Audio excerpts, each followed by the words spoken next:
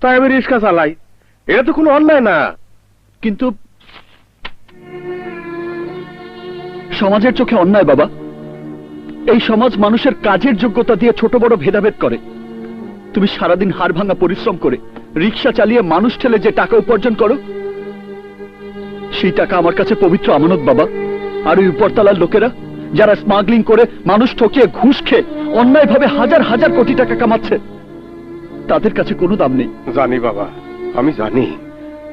তাই তো তোরে আমি ডাক্তার বানাইতে চাই।